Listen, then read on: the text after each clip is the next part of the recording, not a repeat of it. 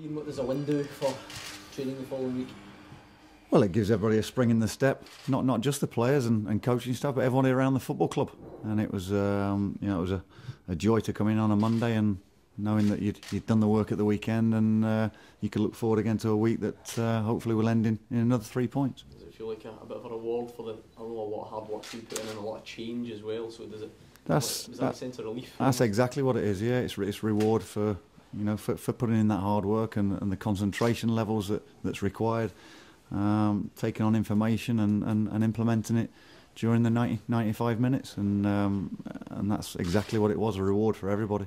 On Friday there was a lot of hope that Scott McDonald's arrival would give everyone a boost, his experience and his ability. Has that happened? Yeah. Do you see that evident in training? I think so, but I think Scott will be the first one to say, it's not just him. I think there was varying factors that went and influenced the result, and none more so than the group, the team, working hard, pressing, closing, doing the horrible side of the game to allow us to then go and create stuff in the final third, and that's what we did, and we certainly got our rewards from doing that. Is it difficult to remain sort of philosophical and say, well, we'll just focus on ourselves when you come off and see the other three teams around you all winning as well? Does it take anything away from it at all? Not really, because if we hadn't taken care of business ourselves, then we'd have found ourselves 3 points drift. And it's we can only influence what we do. We can win a game of football, and then we see where it takes us. Our focus is now on trying to get back-to-back wins and putting together some sort of run to gain momentum into the final 11 games as it is and beyond.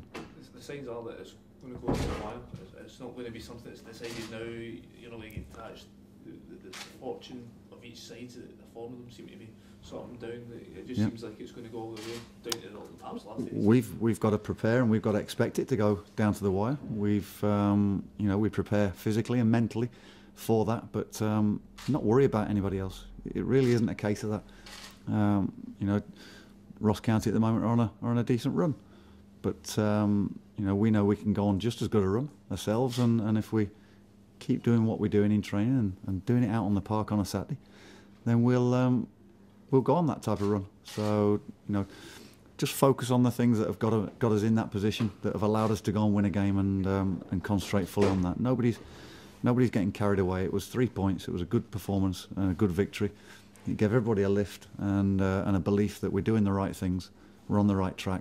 But we've got to be level-headed about it. And just as I wasn't allowing people to get too low after defeats, then I won't allow anybody to get too high after winning a game. Is it important to stress in terms of Scott's arrival that this is just one guy, it's one man, he can't solve all your problems himself?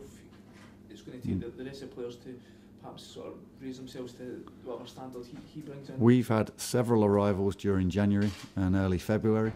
They've all contributed to an uplift in form and fitness, and the guys that were here when I first took over, their efforts and levels have risen as well. They're rising to the challenge.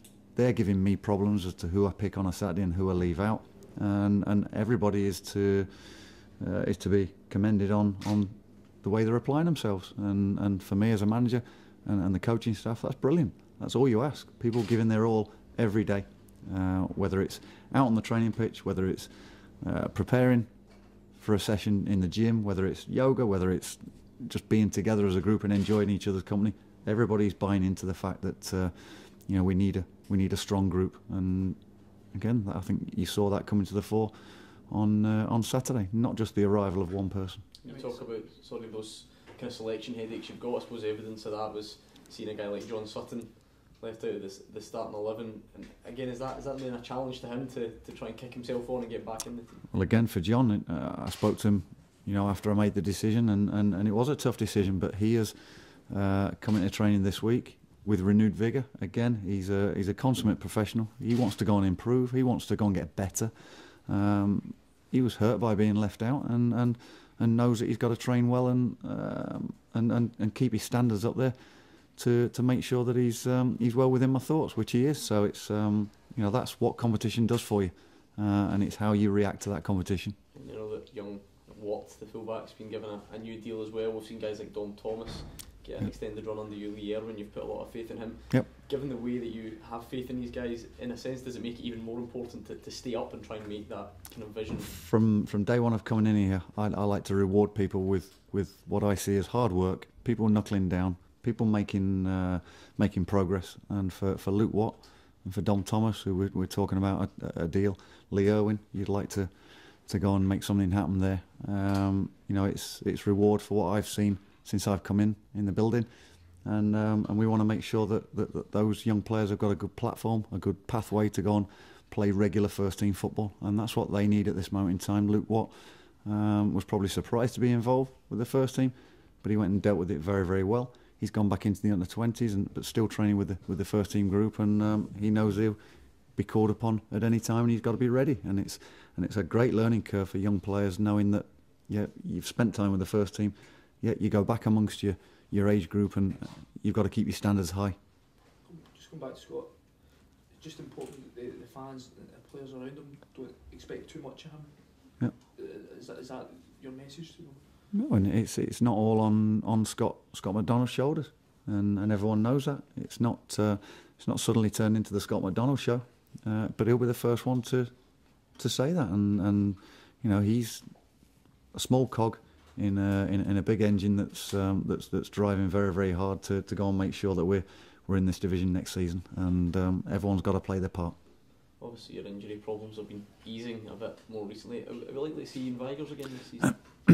Ian Vigurs has been out on the grass once or twice, and it's good to see him with a smile on his face, and everyone wants to be amongst the group. Everyone wants to be taking part in a session, and Stevie Hamill's making good progress.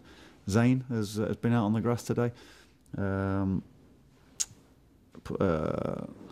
Lawson has been on the training ground, and it's great because they've had so much frustration being cooped up in the treatment room, being in the gym, hours on their own at times, having to grind through it, and now they're seeing a bit of a reward for their hard work as well, and just to have them for whether it's 15, 20 minutes at the start of a session, having a laugh and a joke with the lads before the serious stuff and before they carry on their work on the training pitch with the physio, then it gives everybody a boost.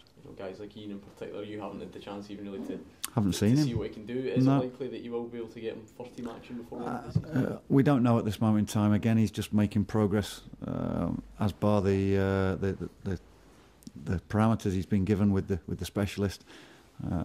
You'll always hope that someone will be able to come back and progress after it, and it's a nasty injury. It's one of those that's really frustrating. Ian Vigurs is one that's been used to playing games of football, and to be knocked back by an injury like that is so frustrating that it's a serious one. Let's make no bones about it. If it could possibly lead to an operation, but we're hoping it doesn't, and that we can manage it properly, and that he can progress his career the way he wants to and the way we want him to. Is the squad looking okay? Any other concerns for the weekend? No, fortunately we didn't pick up any injuries, and like I say, there's one or two pushing to come back, so it's there's all good news on that front, and we know that we're now starting to get good competition for all areas. I suppose just finally, a word on Kilmarnock. What have you made of them? They've still unbeaten under Gary Locke, so clearly saw him at the under-20s game last night, and he can be very proud at what he's gone and achieved with the group since he's took over. It's very difficult that when the assistant takes over, knowing that the previous manager has gone, and he was part of that regime, but I think Gary has gone and dealt with that very, very well, and he's a great football man, and he'll have his team firing come Saturday afternoon, and we know the challenge that they'll pose. We know that they'll have had us watched, similarly like we have them, and he'll come up with a game plan to try and win a game of football. It's up to us to go and be prepared for whatever they throw at us, but make sure that we give them more of a problem. Did you ever come up against him when he was down at Bradford? No, not that I can remember. No, but there was many people I came up against, and I can't remember all of them. So it's I'm not sure he'd remember me either. So it's one of those that I don't think we came up with as players against each other.